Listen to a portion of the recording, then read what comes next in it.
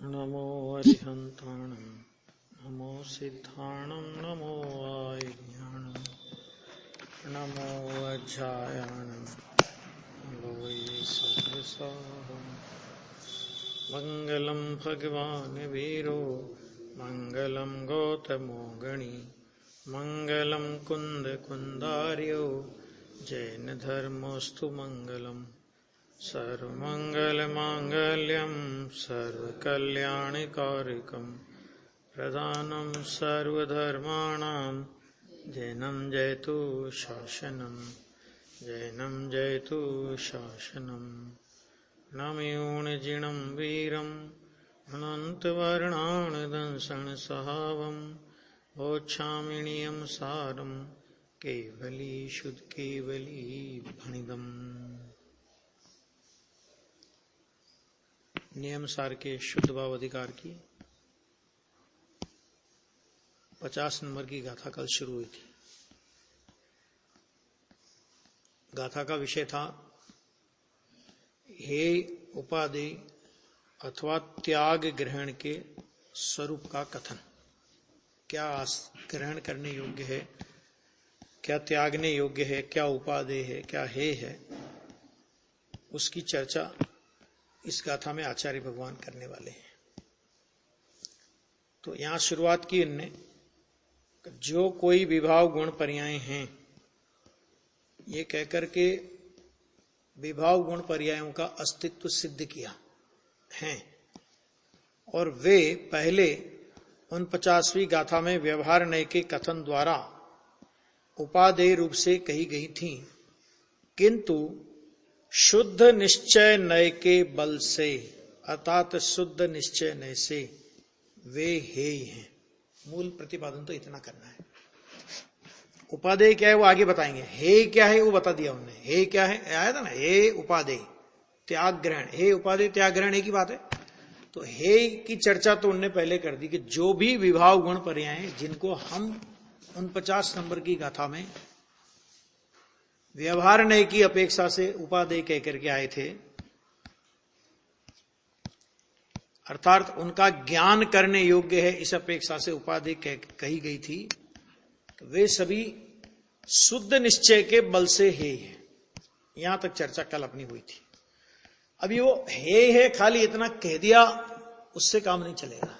अगर हे है तो किस कारण से, तो कारण देते हैं आचार्य।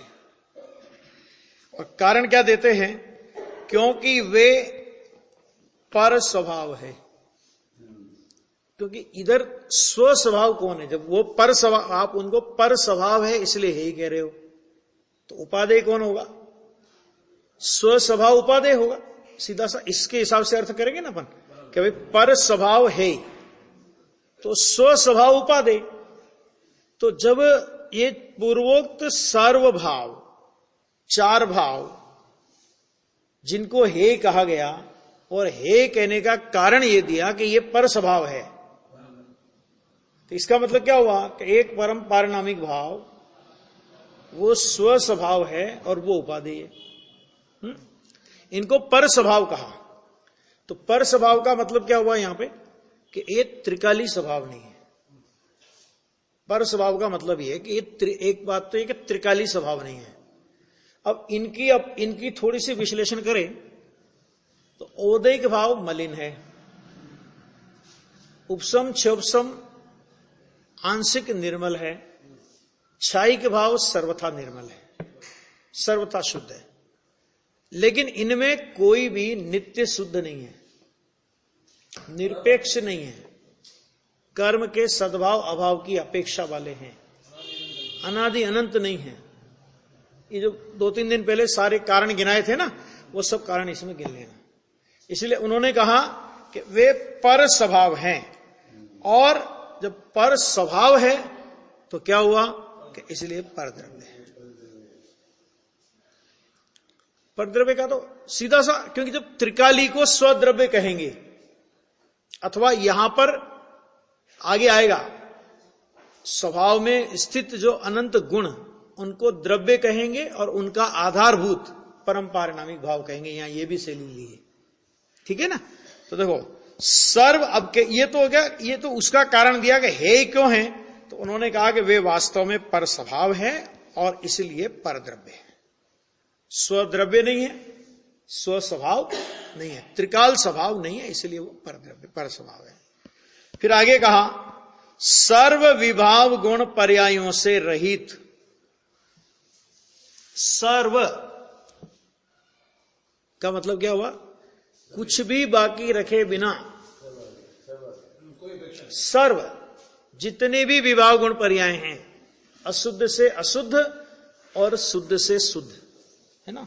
इसलिए पिछले 2-3 कलसों में इसलिए ये बात क्योंकि 50 नंबर की गाथा में इतनी गंभीर बात आने वाली है, तो आचार्य देव 2-3 कलसों में टीकाकार मुनिराज ये बात कहते आ रहे हैं।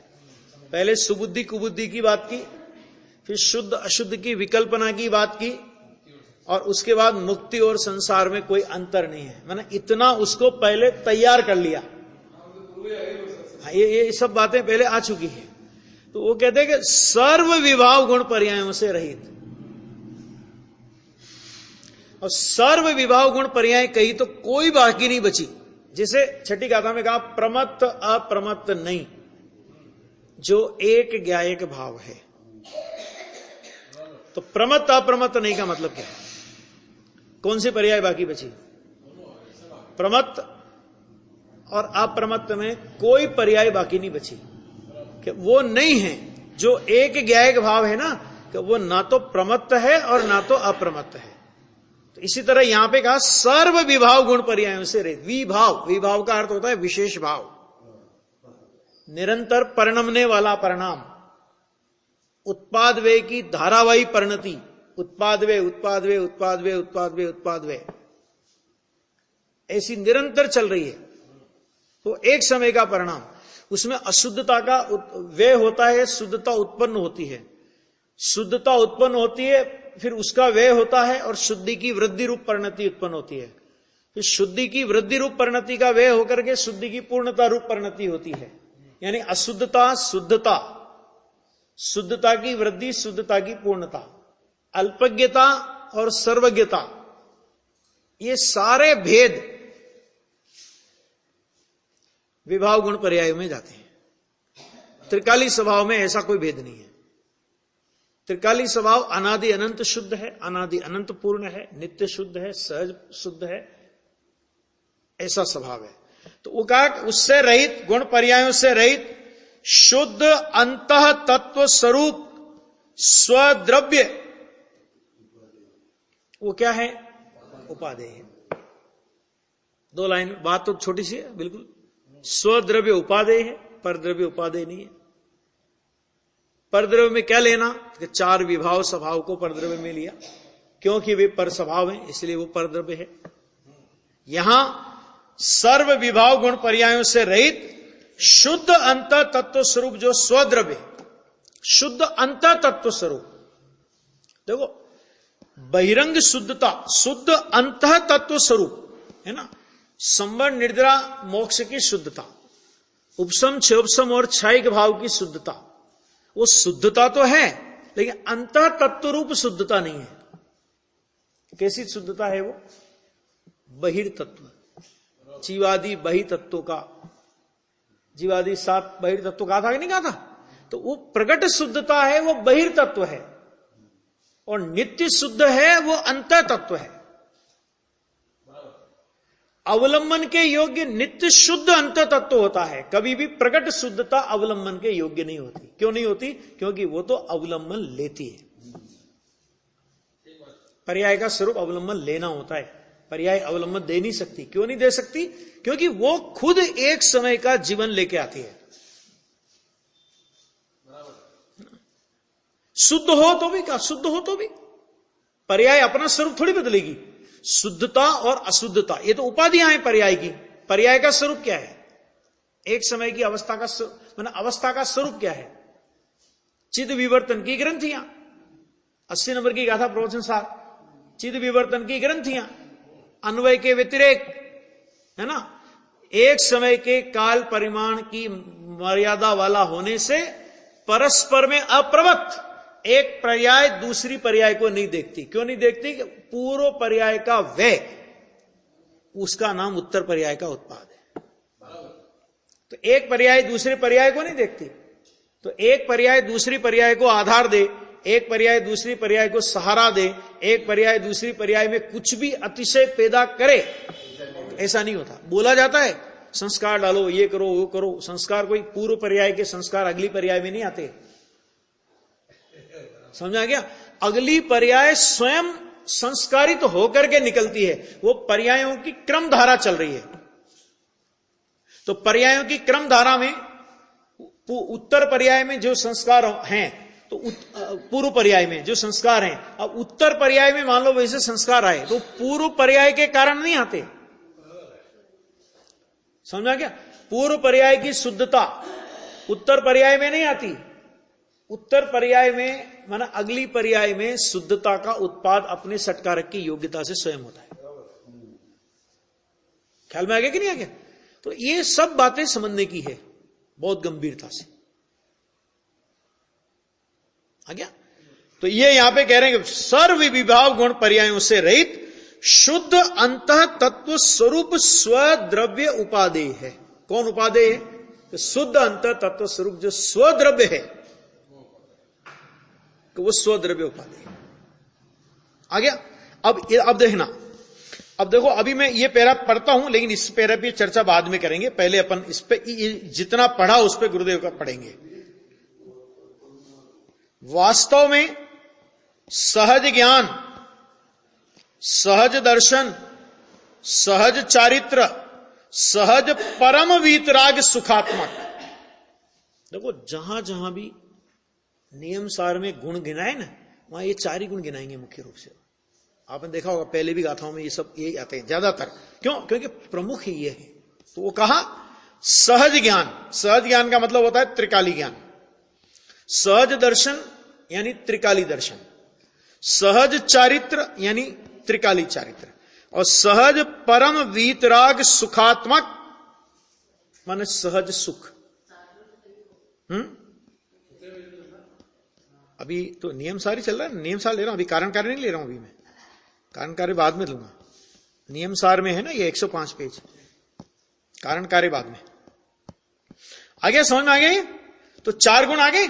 अब ये गुण, अब देखो एक चीज और समझो जरा, कि दो अपेक्षाएं हैं। तो द्रव्य स्वभाव को परम पारिणामिक भाव कहा जाता है, और गुण है वो भी पारिणामिक भाव रूप। गुण कैसे? गुण पारिणामिक भाव। गुण परम पारिणामिक भाव नहीं है। क्या कहा? गुण क्या नहीं है? परम पारिणामिक नहीं है। क्यों नहीं है परम पारिणामिक? उसका कारण बताएंगे। दो अपेक्षाएं हैं कि एक उदय उपसम छेद क्षोभसम, ये पर्याय के नाम है ना। उदय औदिक भाव, क्षोभसम भाव, क्षायिक भाव, उपशम भाव वगैरह पर्याय के नाम है। तो पर्याय को ये नाम कर्म के उदय, कर्म के उपशम, कर्म के क्षोभसम और कर्म के क्षय की ओर से दिए। माने इनमें निमित्त की ओर से पर्याय का ये नैमित्तिक रूप नाम है। आ गया? आ गया? माने वो उपशम भाव, तो उपशम भाव किस बात को प्रसिद्ध कर रहा है? कर्म के उपशम से जो हुआ, निमित्त से नैमित्तिक की प्रसिद्धि हुई वहां पे। अब आचार्य कहते हैं कि वो अब हम निमित्त की अपेक्षा से चर्चा ना करें और प्रत्येक पर्याय को पर्याय के दृष्टिकोण से देखें। तो पर्याय क्या है? तो उन्होंने कहा कि वो पर्याय पारिणामिक भाव है। पर्याय क्या है? पारिणामिक। क्यों? क्योंकि वो कर्म सापेक्ष नहीं देख करके आप उसको कर्म निरपेक्ष देखो, तो पर्याय को पारिणामिक भाव कहा। जब पर्याय को पारिणामिक भाव कहेंगे तो द्रव्य स्वभाव को क्या कहना पड़ेगा? परम पारिणामिक। एक बात। दूसरी बात, अनंत गुण है। यद्यपि अनंत गुण पर्यायों की तरह उत्पाद वे रूप नहीं है, आने जाने वाले नहीं है, एक साथ रहते हैं, एक रूप रहते हैं, सब गुण अपने अपने में रहते हैं, द्रव्य के साथ अभेद रूप से रहते हैं। लेकिन द्रव्य के साथ अभेद रूप से रहने पर भी, द्रव्य के साथ अभेद रूप से रहने पर भी वो द्रव्य के भेद हैं। आ गया? विशेषताएं हैं, वो द्रव्य की विशेषताएं, तो वो भेद रूप हुआ। तो भेद रूप होने से उनको भी परम पारिणामिक नहीं बोलेंगे, उनको बोलेंगे पारिणामिक भाव। और जब इन अनंत गुणों का पिंड अभेद जो त्रिकाल द्रव्य के साथ त्रिकाल रहते हैं, पर्याय तो एक एक समय आती है जाती है, आती है जाती है, आती है जाती है, गुण तो हर समय रहते हैं ना। जैसे द्रव्य अनादि अनंत है, ऐसे गुण भी अनादि अनंत है।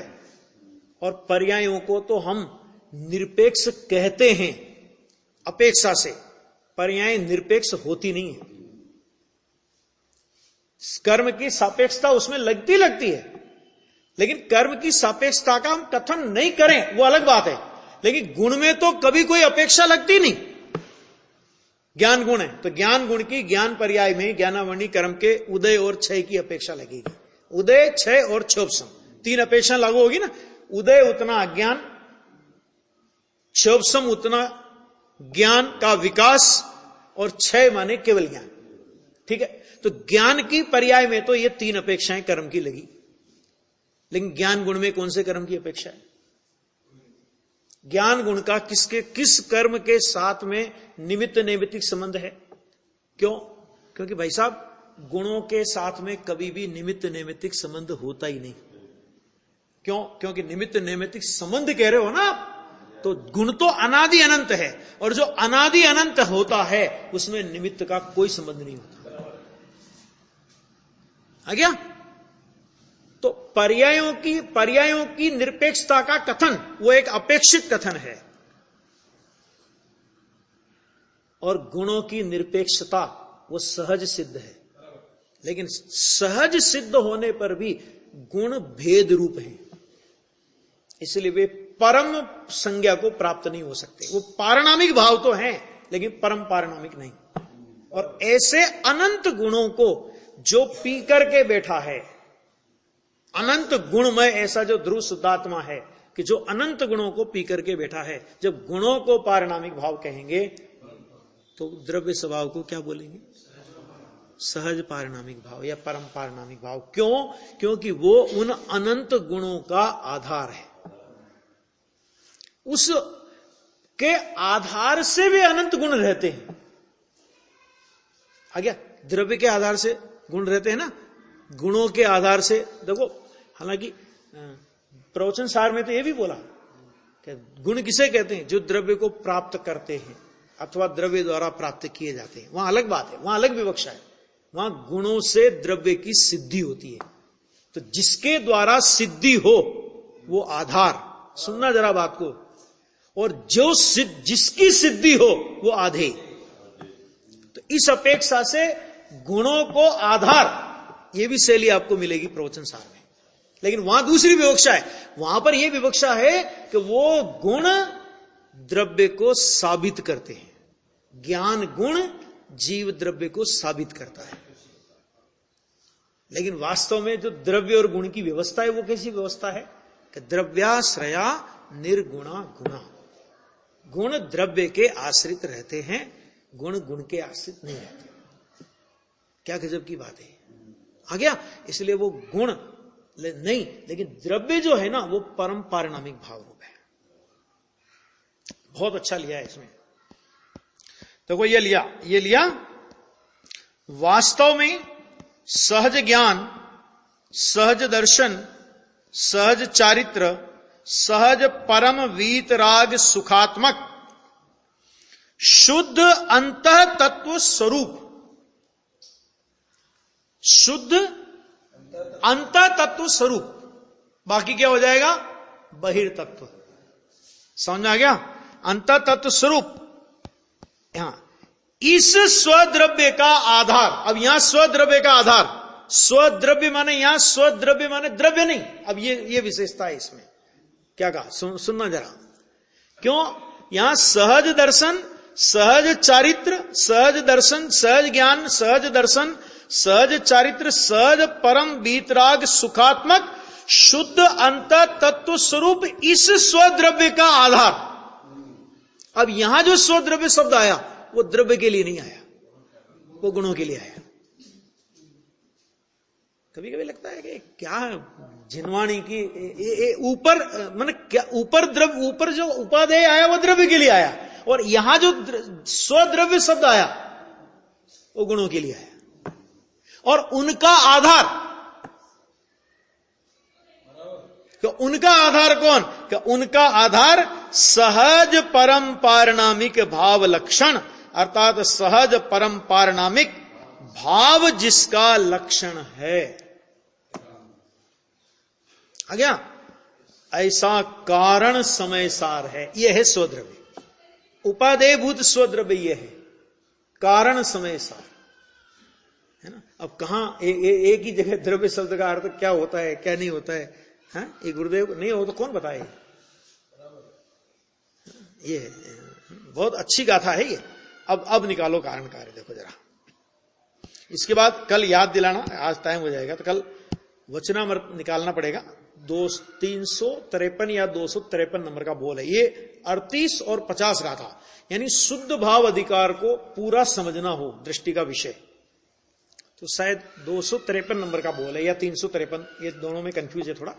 तो वो बोल है, वो बोल के माध्यम से पूरा का पूरा विषय, इतना अपन ने जो शुद्ध भाव अधिकार में पढ़ा ना, 38 गाथा से शुरू करके 50 नंबर तक की गाथा तक अपन लोग आए, और उन्होंने एक बोल में सारा विषय समेट लिया। कौन उपादेय हो सकता है, कौन है उपादेय, जो उपादेय, अगर जिसको आप उपादेय नहीं कह रहे हो तो क्यों नहीं कह रहे हो, उपादेय कह रहे हो तो क्यों कह रहे हो, वो पूरा विषय और पूरा नियम सार का ही बोल लिया। और ये शब्द लिया है नियम सार के टीकाकार मुनिराज पद्म प्रभ मलधारी देव ने नियम सार में परम पारिणामिक भाव की धूम मचाई है। उसकी धुन लगाई है, धुन, ऐसा शब्द का प्रयोग किया है। देखो अभी कारण कार्य निकालो जरा, बहुत गजब का है। पेज बोलता हूं वो निकालना है ना। पेज 366 लेना, इसमें 366 से 366 में एक पैराग्राफ है नीचे का, सबसे नीचे का पैरा, दूसरा पैरा, नीचे से दूसरा पैरा, बोल्ड में, किंतु सिद्ध निश्चय नय के बल से वे है ही है। किस कारण से? अब कारण देते हैं, क्यों है कि किस कारण से? क्योंकि वे पर स्वभाव है। ये चर्चा पड़ी थी ना अपन ने। अब इसका गुरुदेव श्री क्या स्पष्टीकरण करते, देखो। आहा, गजब गाथा है। केवल ज्ञान,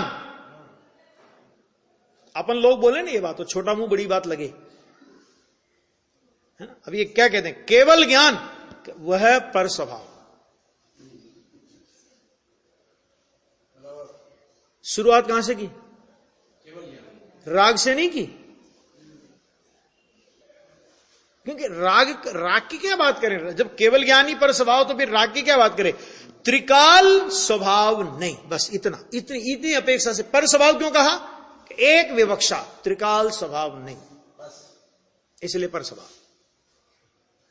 एक विवक्षा। आहा, राग, दया, दान, व्रत, भक्ति के परिणाम तो विकार पर स्वभाव है ही, उसकी तो बात ही नहीं करनी है, वो तो है ही, वो तो है ही। ऐसी बात है, कठिन बात है। आचार्य महाराज कहते हैं मैंने तो मेरे लिए बनाया है। एक भाई तेरे को इतनी कठोर बात पचे नहीं पचे कि भाई साहब ये तो मैंने मेरे लिए बनाया है ना। उदाहरण देते हैं ना कई बार कि ब्राह्मण होता है ना अपने यहाँ जो ब्राह्मण, अभी का पता नहीं मुझे, लेकिन पुराने जमाने में ऐसा बोलते हैं ना कि जो ब्राह्मण बनाने आता था चौका, रोटियां बनाने, शादी ब्याह में, इसमें प्रसंगों में आता था ना, कच्चा खाना, तो वो अपनी रसोई अलग बनाता था, और चौका लगा के, है ना, चौका लगा के बनाता था, और उसकी रसोई में कोई नहीं जा सकता, और दूसरे पब्लिक के लिए रसोई बनाता था ऑर्डिनरी। तो उसमें एक सेर चूरमा, उसमें एक सेर घी पब्लिक के लिए, है ना, और खुद के लिए एक सेर चूरमा में 2-3 किलो घी। अब एक सेर घी वाला चूरमा अगर नहीं पचे तो 3 सेर वाला क्या पचेगा भैया, है ना। तो ये कुंद आचार्य देव ने अपने लिए चूरमा बनाया। नियम सार माने कुंद आचार्य की खुद की रसोई। आ गया। वो उन्होंने अपनी निज भावना के अगली नियमसार की अंतिम गाथा में बोलेंगे वो कि ये शास्त्र मैंने जिनेंद्र परमात्मा के पूर्वापर उपदेश को सुनकर निज भावना के निमित्त बनाया है। ये तो हमारा सौभाग्य है कि उनकी अंतरंग डायरी अमृतचंद्र आचार्य को टीका के लिए नहीं मिली थी। मुनिराज पद्म परमलधारी देव को टीका के लिए मिल गई, अमृतचंद्र आचार्य ने नहीं की, जयसेन आचार्य ने नहीं की टीका नियमसार की। एकमात्र टीकाकार पद्म परमलधारी देव, अंतरंग डायरी, और आज अपन लोगों को महासौभाग्य से ये मिल गई। देखो मैंने शुरू के दिन भी बताया था जब नियमसार शुरू किया था कि श्रीमद राजचंद्र जी के जमाने तक नियमसार प्रसिद्धि में नहीं था। और श्रीमद राजचंद्र जी कब हुए थे? गुरुदेव जब 10 साल की उम्र के थे, 10 साल की गुरुदेव की उम्र थी, तब श्रीमद जी का देहावसान हो गया था 33 साल की उम्र में। और उस जमाने के विचक्षण पुरुष, क्षोभसम के लिए गुरुदेव बोलते थे जैसे, तो उनको भी नियमसार नहीं मिला था। और ब्रह्मचारी शीतल प्रसाद जी का सबसे बड़ा योगदान रहा इसमें कि उन्होंने सबसे पहले शास्त्र भंडार में से ये नियमसार की टीका निकाली और उसकी हिंदी भावानुवाद करके उस टीका का प्रकाशन किया। और शुरुआत में जब गुरुदेव श्री ने प्रवचन किए तो वो ब्रह्मचारी शीतल प्रसाद जी की उसी नियमसार की टीका के आधार पर प्रवचन किए थे, लेकिन वो भावानुवाद था, भाषानुवाद नहीं था। संस्कृत टीका का शब्द से अनुवाद। फिर गुरुदेव की भावना थी तो उस भावना को लक्ष्यगत करके पंडित हिम्मत भाई ने ये मैंने गुजराती टीका की, फिर उसका हिंदी अनुवाद हुआ। और 9 बार के प्रवचन गुरुदेव श्री के नियमसार पर भी 9 बार के प्रवचन हुए। समयसार पे 19 बार हुए ना, तो नियमसार पे भी 9 बार के तो जाहिर हैं। हाँ, उसके बाद हुए ना बहुत बार, उसके बाद फिर उन्हीं टीका पे हुए। तो मैंने कहने का मतलब क्या कि अपन लोग कितने सौभाग्यशाली हैं। देखो आचार्य कुंद ने अष्टपाउड लिखा और अभी मेरा अष्टपाउड का काम चल रहा है, तो मुझे पता है कितनी फटकार लगाई है। किसको? मुनियों को भी। मुनि पद धारण करके तुम ये सब आचरण करते हो, ऐसा करते हो, वैसा कर, संबोधन बहुत अच्छे शब्दों से किया। हे महाप्रवर, हे महायश, ऐसे ऐसे शब्दों से तो संबोधन किया और फिर जोर की फटकार लगाई। ऐसी भावना करके तू अनंत बार स्वर्ग में गया, वहां हीन जाति का देव हुआ, नरक में गया, ऐसा बहुत फटकार लगाई। ये इतनी तक फटकार लगाई कि यदि तू इस तरह की प्रवृत्ति करता है तो तू श्रमण नहीं तिर्यंच है। ये शब्द का प्रयोग 10 गाथाओं में किया है, लगातार 10 गाथाओं में। श्रमण नहीं तिर्यंच है, श्रमण नहीं तिर्यंच है, श्रमण नहीं तिर्यंच है ना। एक कुंद आचार्य की मजबूरी थी, उनका जीवन नहीं था। किसी को डांटना, डपटना, अनुशासन प्रशासन करना, ये मुनिराज का जीवन नहीं होता है, मजबूरी होती है। आचार्य पद थे ना, तो आचार्य पद में उनकी मजबूरी थी। मुनिराज का अंतर जीवन कैसा होता है, मुनिराज की अंतर परिणति कैसी होती है, सच में चलते फिरते सिद्ध कैसे होते हैं, अगर ये देखना हो तो नियमसार देखना पड़ेगा। उसमें किसी की कोई चर्चा नहीं, कौन गलत आचरण कर रहा है, कोई सही आचरण कर, कुछ नहीं। ऐसा मुनि का बाह्य आचरण होता है, ऐसा मुनि का अंतरंग आचरण होता है, और इस तत्व के आश्रय से यह प्रकट दशा होती है। 3 चीजें की और चौथी कोई बात नहीं। यह है मुनिराज का अंतरंग जीवन, है ना। इसलिए वो गुरुदेव बोल गए भाई मैंने तो मेरे लिए बनाया है, तू सुन, और तुझे बैठे तो बिठा, और नहीं बैठे तो अनादर करना नहीं, अनादर नहीं करना। मैंने क्या होता है, कोई बात अपने को समझ में नहीं आती ना, तो तुरंत उस पर डिसीजन नहीं देना चाहिए। जिनवाणी की बात है ना, कभी ठीक है बात है जिनवाणी की बात है तो हम इनकार नहीं कर सकते, लेकिन अभी हमारी समझ में ये बात नहीं आई है, इस बात को हम विचार कोटि में रखते हैं। क्या मतलब इसका? हम इस पर विचार करेंगे, विचार करके तथ्य अतथ्य, सत्य असत्य का निर्णय करेंगे। अनादर नहीं करना, क्योंकि ये वितराग की वाणी है। सत्य ऐसा महंगा, ऐसा अनादर करना नहीं बापू। भाई तेरा नाथ भगवान इतना है कि जिसकी कीमत के समक्ष एक समय की पर्याय की कीमत नहीं है। क्या कीमत रखती है एक समय की पर्याय? अनंतानंत शुद्धता का पिंड। सिद्ध दशा में अनंत शुद्धता प्रकट हो गई, उससे अधिक शुद्धता की प्रकटता अब नहीं होगी। कि द्रव्य के बारे में क्या विचार है? कि द्रव्य के बारे में हमें कुछ कहना नहीं है। द्रव्य तो उससे अनंत गुणी शुद्धता का पिंड है, उसकी शुद्धता के लिए हमें कहना नहीं। लेकिन पर्याय की शुद्धता के लिए, पर्याय की परिपूर्णता के लिए, पर्याय की प्रकटता के लिए सिद्ध दशा हो गई, कहते अब बस कर, इससे आगे शुद्धता की वृद्धि नहीं। आ गया वहां मर्यादा आ गई। सिद्ध दशा में पर्याय की मर्यादा आ गई। सिद्ध दशा से आगे कोई पर्याय नहीं होती। केवल ज्ञान में पर्याय की मर्यादा आ गई, केवल ज्ञान से आगे कोई पर्याय नहीं होती। कि द्रव्य स्वभाव की सामर्थ्य के बारे में कुछ कहना नहीं है। केवल ज्ञान की पर्याय जानती है कि द्रव्य स्वभाव का सामर्थ्य कितना है, ये कहना है। क्या कहना है? कि ये कहना है कि द्रव्य स्वभाव की सामर्थ्य कितनी है कि वह केवल ज्ञान की पर्याय जानती है।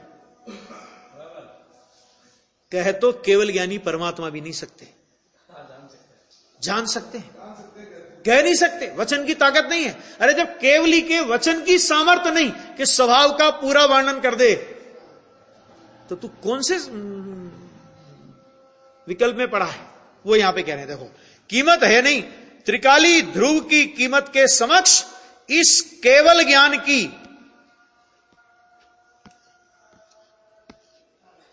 एक समय की पर्याय की भी कीमत नहीं है। क्या कह रहे हैं ये? क्यों? क्योंकि एक अंगूठी और एक सोने की खदान, मूल्य किसका ज्यादा? खदान। क्यों? क्योंकि अखूट सोना है उसमें। हाँ, अपने यहां के पत्थर की खदान जैसा नहीं कि थोड़ा पत्थर निकाला फिर जड़ाई लगाओ। अखूट खजाना, एक तरफ वो है, एक तरफ सोने की अंगूठी है। केवल ज्ञान तो सोने की अंगूठी है, और त्रिकाली स्वभाव कि वो सोने की खदान है। सर्वज्ञता का स्वभाव लेकर के बैठा है।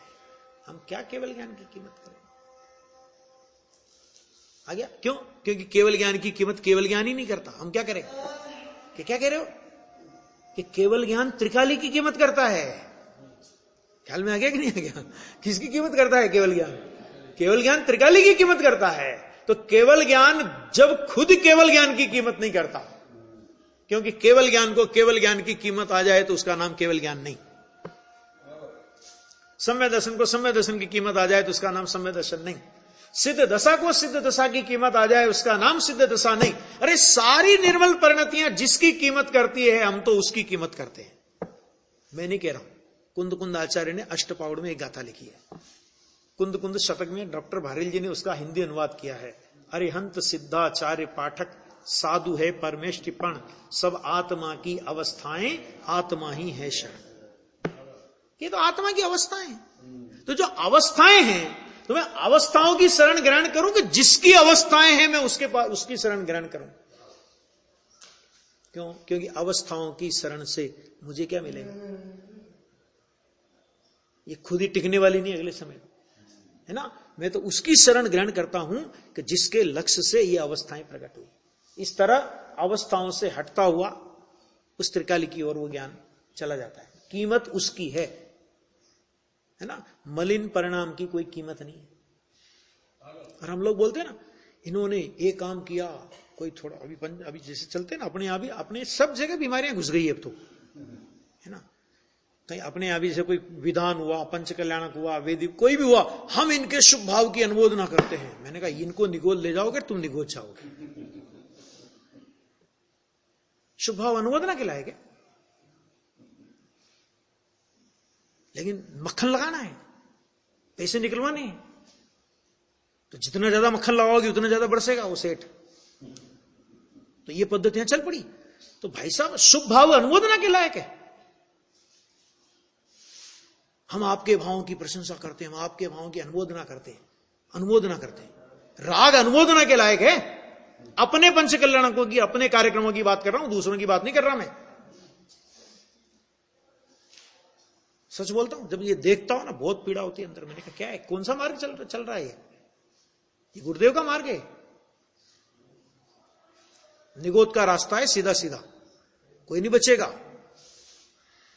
समझ आएगा नहीं भाई?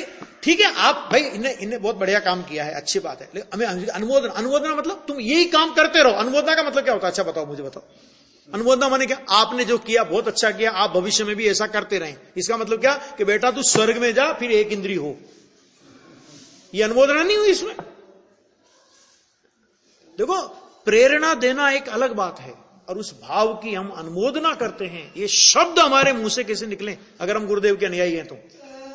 शुभ भाव की अनुमोदना। अध्यात्म की दृष्टि से देखें तो शुभ भाव भी परमार्थ से पाप है, तो पाप की अनुमोदना करोगे। समझ में आएगा नहीं आएगा? समझना जरा बात को भाई। अरे यहां केवल ज्ञान की पर्याय की कीमत नहीं, ऐसा तत्व तो चलता हो, और हम शुभ भाव की अनुमोदना करते हैं। काहे की शुभ भाव की? इनने 2-4-5 लाख रुपए दिए, इसकी हम इनका शुभ भाव की हम अनुमोदना करते हैं। भाई साहब सुन लेना, कठोर बात है। 5 लाख रुपए, 10 लाख रुपए, 1 करोड़ रुपए देकर स्टेज पर तालियां बजवावे पुण्य भी नहीं है। संयम भैया, बहुत कठोर है बात। क्यों तालियां बजवा रहे हो ना तुमने तो काय के लिए दिया? तुमने नाम के लिए। पाप होगा, पाप, पुण्य भी नहीं बंधेगा। दे नहीं दे कोई फर्क नहीं पड़ता। अभी मैंने वहां बड़नगर के पंच कल्याण में बोला था इस टाइप का नहीं चले ये सब। भाई मार्ग क्या है? क्योंकि जब हम अध्यात्म का झंडा हम लेकर के चल रहे हैं तो हमारे हर प्रोग्राम में, हमारी हर एक्टिविटी में वो अध्यात्म झलकना चाहिए। ठीक है, व्यवस्थाओं के लिए अपन कुछ भी व्यवस्थाओं के लिए सब होता है, करते होंगे, लेकिन उसको इतना बड़ा चढ़ा देना है ना। साथी से पुण्य तुम्हें बंधेगा। काय का साथी से पुण्य बंधेगा? सम्य दृष्टि को साथी से पुण्य बनता है। किसको बनता है? सच्चा निर्णय करो ना। साथी से पुण्य किसको बनता है? कि जिस पुण्य के उदय में वो पुण्य करेगा फिर से, अथवा पुण्य का अभाव करके स्वभाव की साधना करेगा। पुण्य के और अज्ञानी को जो पुण्य बंधेगा, पुण्य का उदय आएगा, नियम से उसमें पाप करेगा और पाप का बंद करके एक इंद्रिय तक में चला जाएगा। काय की अनुमोदना करनी? तुझे उसके एक इंद्रिय में जाने की अनुमोदना करनी इसका वो जिसकी अनुमोदना कर रहे हैं ना, इसका मतलब क्या होता है? अनुमोदना, जिसकी हम अनुमोदना कर रहे हैं, हम ये चाहते हैं कि वो भाव, वैसी गति हमारी भी हो। अनुमोदना का मतलब ये होता है, तू कुएं में गिर रहा है, मैं तेरी अनुमोदना करता हूं, इसका मतलब क्या है कि तू गिर, मैं भी आ रहा हूं। नहीं सोचो जरा भैया, क्या है, बहुत अद्भुत है बात ये। हाँ, क्या कहते हैं यहां पे? उसकी कोई कीमत नहीं। वहां विवाद उठे कि गुरु की भक्ति आदरणीय योग्य नहीं, प्रश्न विवाद उठे, गुरु की भक्ति आदरणीय योग्य नहीं, देव की भक्ति। अरे भाई सुन, भक्ति करने योग्य नहीं। भगवान सुनने बापू, भक्ति का भाव आवे, भक्ति का भाव होता है, नहीं होता ऐसा नहीं। अरे सच्ची भक्ति ही ज्ञानी को होती है। और यही नियम सार में आचार्य लिखते हैं, भव भय का भेदन करने वाले इन भगवान के प्रति क्या तुझे भक्ति नहीं है? यदि नहीं है तो तू मगर के मुख में, मध्य समुद्र में स्थित मगर के मुख में पड़ा है। पहले तो मगर के मुख में, और मगर भी कहां? कि समुद्र के मध्य। भक्ति तो ऐसी उछलती है, लेकिन भक्ति ऐसे उछलती है, परंतु उसके साथ ही एक बात और होती है, परंतु वह त्यागने योग्य है। तो होती है तभी त्यागने योग्य है ना, होवे नहीं तो त्यागने योग्य क्या है? होवे तो भी त्यागने योग्य बोलेंगे कि नहीं? तो उछलती है, ज्ञानियों को उछलती है, उसमें क्या दम है? वह आश्रय करने योग्य नहीं है। भाव, शुभ भाव होता है, होने का निषेध नहीं। और बल्कि ये देखो, और कि चौथे गुणस्थान से छठे गुणस्थान तक तो बढ़ता हुआ शुभोपयोग होता है। जो हे मानता है ना, उसका शुभोपयोग भी कोई विशिष्ट प्रकार का होता है, परंतु वह दुख रूप है। निर्णय इतना करना क्योंकि है दुख रूप है, और उसका अभाव होकर आनंद रूप दशा होती है। उसका अभाव होकर के आनंद रूप दशा होती है। द्रव्य स्वभाव का जो आनंद है, शुभ भाव, चाहे तो तीर्थंकर गोत्र बांधने का शुभ भाव हो। कौन सी बात करी? छोटी मोटी बात नहीं करी है ना, गुरुदेव है ना, छोटी मोटी बात क्यों करेंगे? तीर्थंकर गोत्र बांधने का शुभ भाव हो, परंतु वह दुख रूप है। क्यों भाई साहब? क्योंकि अगर दुख रूप नहीं होता तो बंधन क्यों होता? बंधन है ना, तीर्थंकर गोत्र का बंध। अरे सिद्ध चक्र विधान में 148 कर्म प्रकृतियों के दहन करने के अर्घ चढ़ते हैं, उसमें नाम कर्म की 43 प्रकृति में तीर्थंकर नाम कर्म प्रकृति दहनाए सिद्ध परमेष्टि ने नमः अर्घम निर्वपामिति स्वाहा। एक तरफ हम तीर्थंकर प्रकृति का भी दहन करने वाले सिद्धों को अर्घ चढ़ावें और फिर उसी में धर्म माने, कैसे बनेगी बात? समय सार में 148 कर्म प्रकृतियों के सन्यास की भावना को नचाता हूं, ये प्रकरण आया ना समय सार के सर्वविशुद्ध अधिकार में आया अंत में। ये वहां क्या शब्द का प्रयोग किया सुनो जरा। यह सब कर्म रूपी विष वृक्ष के फल, क्या शब्द का प्रयोग किया? कर्म रूपी विष वृक्ष के फल मेरे भोगे बिना ही छूट जाएं, ये शब्द का प्रयोग किया है। और उसमें एक एक प्रकृति का गिनाया। मैं ज्ञानावर्णीय कर्म की, माने मैं मति ज्ञानावर्णीय कर्म प्रकृति को नहीं भोगता, मैं तो अपने सहज स्वभाव में मग्न रहता हूं। ऐसे करते करते जब नाम कर्म की प्रकृति आई ना, तो उसमें भी तीर्थंकर कर्म प्रकृति के फल को नहीं भोगता। आ गया सहज स्वभाव का, ऐसे एक एक में गिनाया। ये क्या करे इसका? देखो, परंतु वह दुख रूप है प्रभु, क्योंकि प्रभु आनंद स्वरूप है। आया भगवान आत्मा तो अनादि अनंत, ये ब्रह्मास्त्र है, अनादि अनंत। जहां भी त्रिकाल द्रव्य की सिद्धि करनी होगी ना, और जहां पर्याय मात्र को भिन्न बताना होगा, वहां अनादि अनंत। अनादि अनंत कहते सब बाहर हो गए।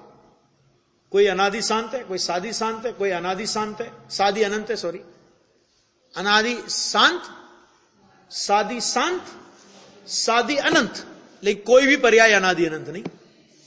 आ गया? तो अनादि अनंत अतीन्द्रिय आनंद की मूर्ति है। एक समय भी दुख और आकुलता जिसमें, एक समय भी दुख और आकुलता नहीं। आहा, और संसार की आकुलता, अरे समयांतर होकर निराकुलता प्रकट हो। अभी संसार की आकुलता चल रही है, एक समय में स्वभाव दृष्टि के बल पर निराकुलता प्रकट हो, परंतु वह भी पर्याय है। आ गया? आहा, त्रिकाली निराकुल आनंद के समक्ष नई प्रकट हुई अनाकुलता पर्याय, वह भी हेय है। क्या बोले? किस कारण से? क्योंकि वह पर स्वभाव है। आहा, गजब बात है। फिर लोग तो सोनगढ़ के नाम से कहते हैं कि व्यवहार उड़ाते हैं, व्यवहार से लाभ होता है, ऐसा नहीं कहते। अकेली निश्चय की बात ही करते हैं, उसे जचा हो ऐसा कहे। ऐसा आया एक बार की घटना, सच्ची घटना है। एक आदमी था, बहुत माने गुरुदेव के टाइम की बात है, तो काफी टाइम रहा, सोनगढ़ रहा। और फिर उसने, मतलब क्या होता है, जो अंदर की जो वासना होती है ना विपरीतता की, वो छूटती नहीं है। तो बोले साहब इतना टाइम हो गया, एक दिन भी आपके प्रवचन में व्यवहार की बात नहीं आई। गुरुदेव ने कहा कल आएगी, कल आएगी। तो दूसरे दिन उस सभा में सबसे आगे बैठा, क्योंकि आज तो व्यवहार की बात आएगी। आई ना। तो गुरुदेव ने क्या कहा, ज्ञानी को व्यवहार आता है लेकिन उसमें हे बुद्धि रखना, हे बुद्धि रखना, क्योंकि हे बुद्धि, जिसमें हे बुद्धि हो उसका नाम व्यवहार है। अगर उपादेय बुद्धि हो तो मिथ्या हो जाएगा। आगे नहीं है क्या, आए व्यवहार होता है लेकिन उसमें हे बुद्धि रखना, उससे भेद ज्ञान करना। कि आ गई व्यवहार की बात, ले व्यवहार की बात भी आई तो कैसी आई, इससे भेद ज्ञान करना आ गया। जचा हो ऐसा कहे, जो जचा हो वह आत्मा, अर्थात कि जो अभिप्राय जचा हो वह तो आत्मा वैसा हो गया होता है, पर्याय में आत्मा ही वैसा हुआ हो। अब करना क्या उसे, ये बातें तो बहुत है। तो इस तरह ये आगे और इसकी चर्चा अपन करेंगे, बहुत मार्मिक बिंदु इसमें आएंगे।